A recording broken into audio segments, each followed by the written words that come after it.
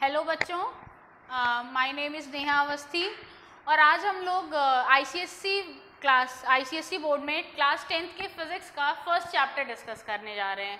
ठीक है, नाउ अगर आप फर्स्ट चैप्टर जैसे कि फोर्स से रिलेटेड है तो पहले तो ये है कि हम लोग कोई भी चीज़ पढ़ रहे हैं जो जैसे लाइक हम फोर्स पढ़ रहे हैं तो फोर्स क्या है, कहाँ से आया, क्या चीज़ है, इसका डेली लाइफ में क्या यूज़ है। तो सिंपली हर काम जो हम लोग कर रहे हैं that is related to force. अगर आपने ये पेन उठा जहाँ से टेबल से उठा के पकड़ रखा है तो आपने टेबल से उठाई, आपने इसको पुश किया, वापस से फेंका, पुल किया, तो हर जगह फोर्स अप्लाई हो रहा है। Now come to the topic, अगर फोर्स किसी भी बॉडी पे लगता है तो भाई बॉडी दो टाइप की हो सकती है। पहला तो हम ये कह सकते हैं जो बॉडी है वो रिजिड बॉडी है, और दूसरा आप ये कह सकते हो जो बॉडी है वो आपकी नॉन रिजिड बॉडी है। क्लियर है?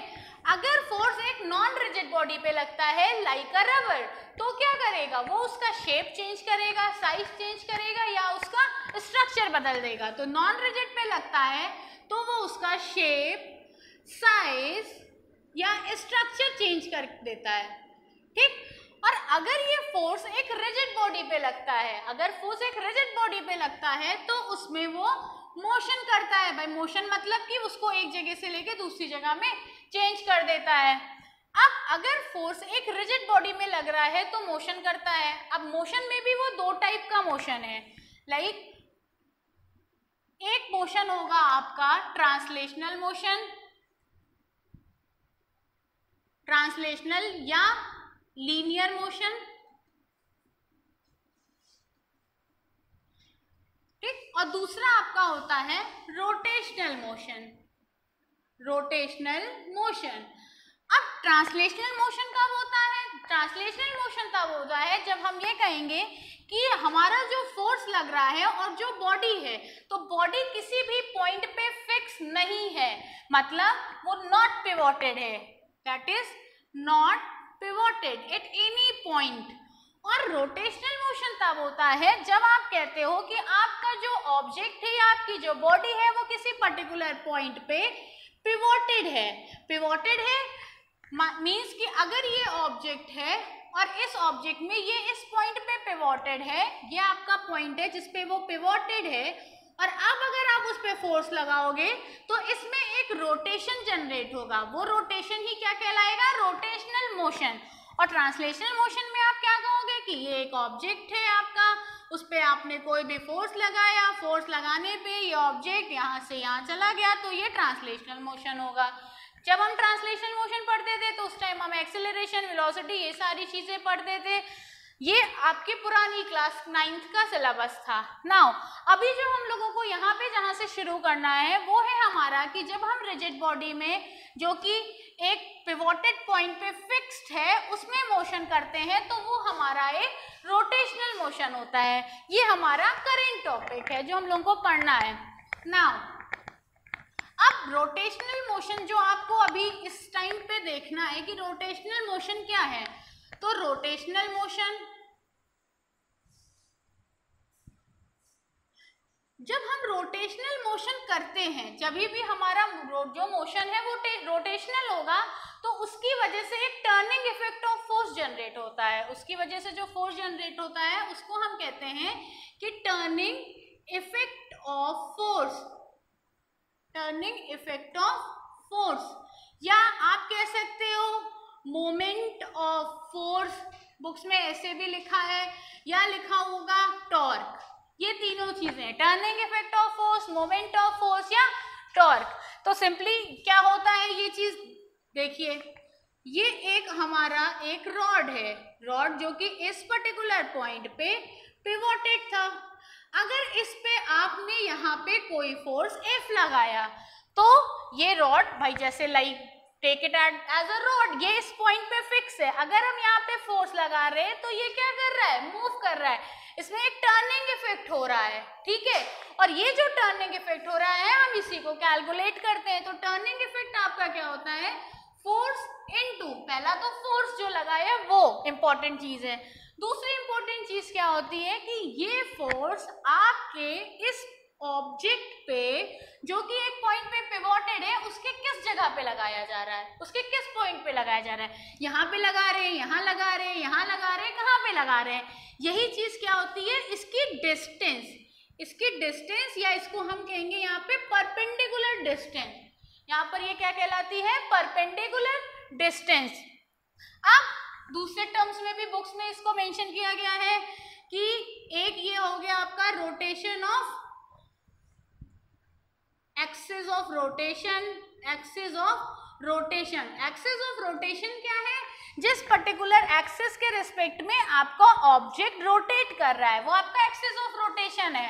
और line of action of force, line of action of force, line of action of force, action of force, जो ये line of action of force है ये दोनों मिला के आपका क्या बना रहे हैं, perpendicular distance, axis of rotation and line of action of force मिला के आपका परपेंडिकुलर डिस्टेंस बना रहे हैं। तो टर्निंग इफेक्ट ऑफ फोर्स क्या है, basically force into perpendicular distance, दोनों चीजें इंपॉर्टेंट होती हैं। फोर्स की अगर आप एसआई यूनिट की बात करें तो फोर्स की यूनिट न्यूटन और डिस्टेंस की यूनिट मीटर, तो बच्चों इसकी यूनिट हो गई न्यूटन मीटर या हम जूल भी कह सकते हैं। क्लियर है। अब अगर टर्निंग इफेक्ट ऑफ फोर्स निकालते थे तो कई सारे एग्जांपल्स हम लोग अपने डेली लाइफ में देखते हैं, जैसे एक सिंपल हर जगह बुक्स में लिखा हुआ है, एक डोर का एग्जांपल है कि डोर जो हमारे घरों में लगे होते हैं वो हिंग्स पे पिवोटेड होते हैं, ठीक, उनके हैंडल्स कहाँ पे लगाए जाए, अगर उनके हैंडल्स यहीं पर उनके एक्सिस पे लगाए जाएंगे तो रोटेट ही नहीं करेगा, वो एक रिस्पेक्टिव डिस्टेंस पे लगाए जाते हैं परपेंडिकुलर, जहाँ पे कम फोर्स लगा के भी आप डोर को इजीली ओपन कर सकते हो। ठीक है। अब टर्निंग इफेक्ट ऑफ फोर्स जब हम पढ़ रहे हैं या मोमेंट ऑफ फोर्स कर रहे हैं तो इसके लिए दो चीजें होंगी कि भाई मोमेंट ऑफ फोर्स मैक्सिमम कब हो सकता है, मोमेंट ऑफ फोर्स मिनिमम कब होगा।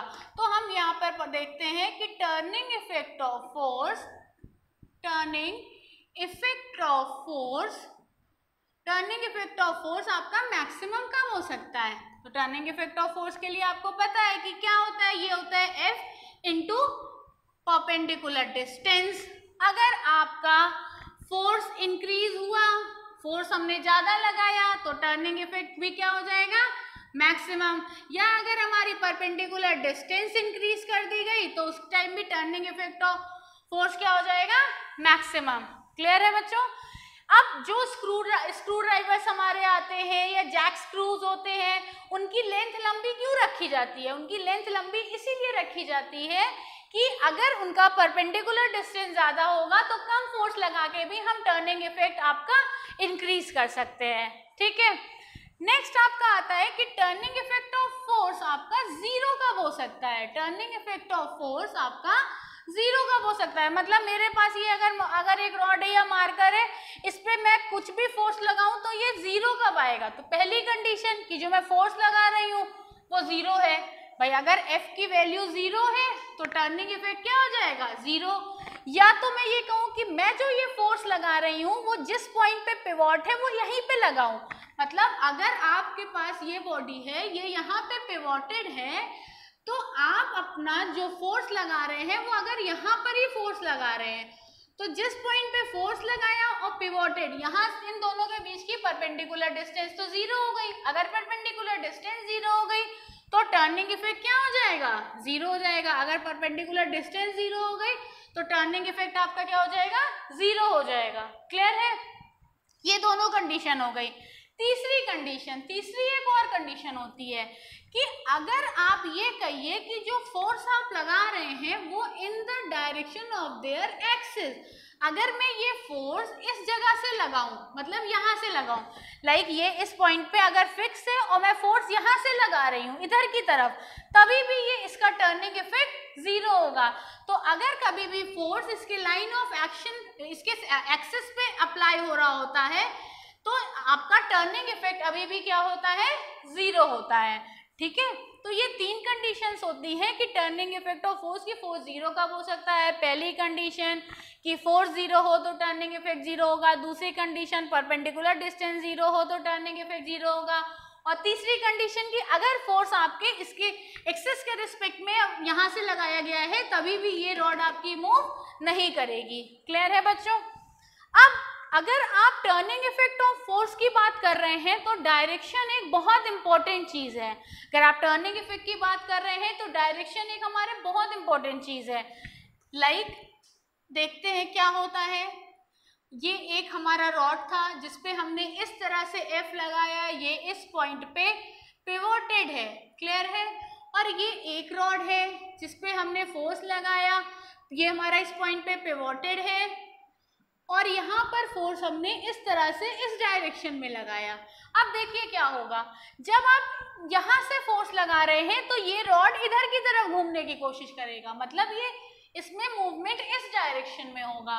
और इस वाले रॉड पे जब ये आप डाउनवर्ड फोर्स लगा रहे हैं तो ये रॉड इस डायरेक्शन में घूमने की कोशिश करेगा।